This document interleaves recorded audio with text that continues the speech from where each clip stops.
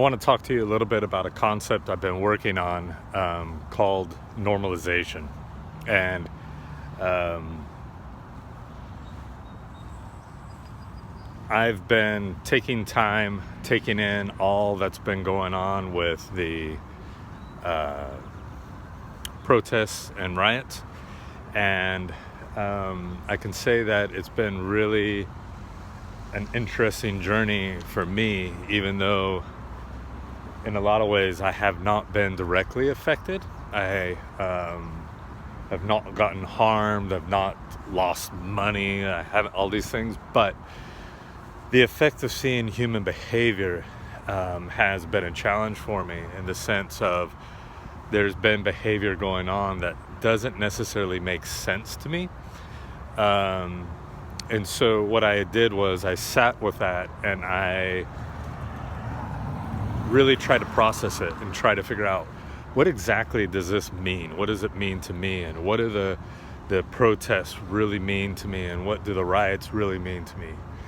And finally, what I've come up with is what I feel that most of the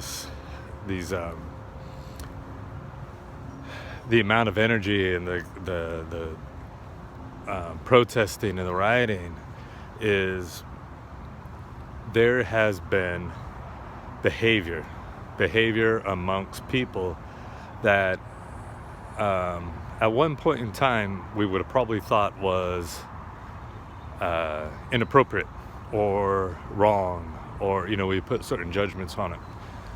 But now the behavior has been there for so long that we have normalized it. And so what I mean by this normalizing is, there's particular behaviors that you'll see in people, particular activities that you'll see in groups that because it's been happening for so long, it could be generations, it has now been accepted as normal behavior, which is the normalization.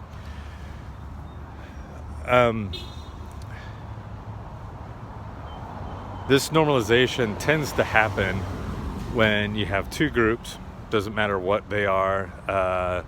There tends to be a majority and a minority. And so the majority tends to have more power, tends to have more freedoms, more luxuries, more. And they can recognize that to a certain level, and they recognize it enough to where they feel it's important to protect it.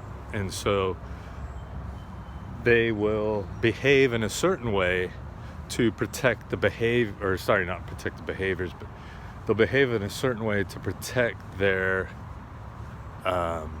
majority and what they believe in. Now, over time, this protection and these actions, they may be good or they may be really, really awful. And when they are not good, initially it may be very clear that these behaviors aren't good and they're not acceptable and they shouldn't be happening. But if they carry on long enough, we start normalizing the behavior. And just like, for example, the protests and the riots. The protests and riots have occurred because there's a need for change. The people that are out there, the people that are speaking up, the people that are acting in whatever ways, they're letting us know, they're letting everyone know that they want change, that the realization of what they have accepted as being normal is not acceptable to them anymore. And I've heard a lot of people talk about, well, it's been this way. What's wrong with it? Why is it such an issue? And that's part of the normalization, right? Like, you start to do things, or like as a majority, we start to do things and behave in a certain way. It's kind of like a white lie, right? Like, you could start off being the most honest, pristine person that there ever could be, and then you tell a little white lie here and there. What happens with the white lies is you see that it benefits you somehow.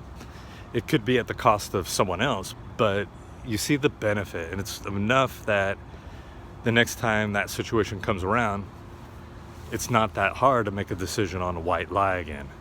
And so the white lie continues to happen.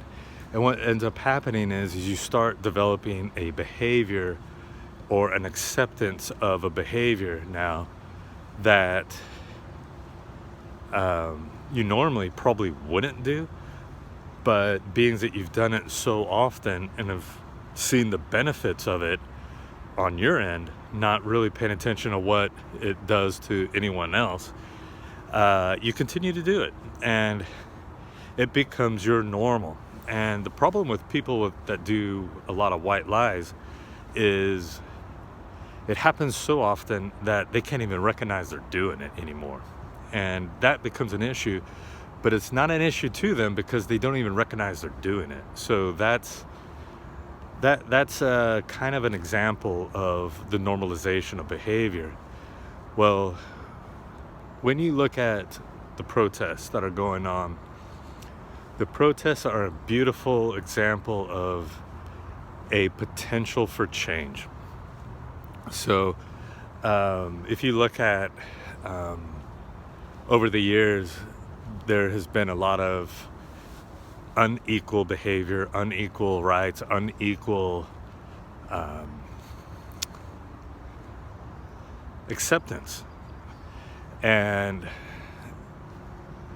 I don't really enjoy all the destruction, all the craziness, all the anger and all this coming out. But I can also recognize that this type of behavior, this effort to try to free people from this normalized racial behavior has been trying to go on for years. The problem is every other time that that there has been, they have not gotten the results that they were aiming for. And so what happens is the riots the protests will go on for long enough that people just get worn out, and maybe they got 50% of where they were trying to go with their message, and they got worn out, and they just said, you know what, we did get change.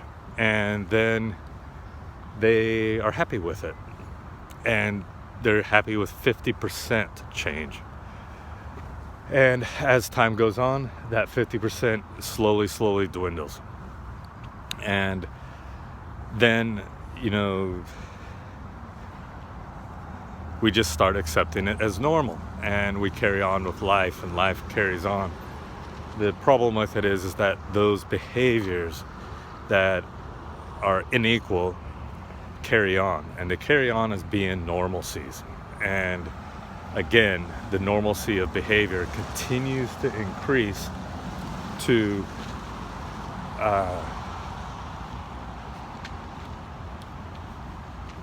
for inequality. And so this has happened many times over just a small period of time, really, where people just say enough's enough, and then you see this change. I don't know if I've ever seen the whole world blow up like this. Like I said, I'm not necessarily enjoying it, but I can understand it. And it's going to be a painful change, I think, for a lot of people if they take a step back, and every person, doesn't matter what race, what color, whatever, if you take a step back and you start looking at your own behaviors and look at your own behaviors of how you've treated others, it could be race, it could be sex, it could be anything, but you look at how you treated others, and what you're going to find is, more than likely, you have treated some people better than others. That's really what it comes down to. And if you look at it, what ends up happening is you tend to treat the majority a little bit better than the minority.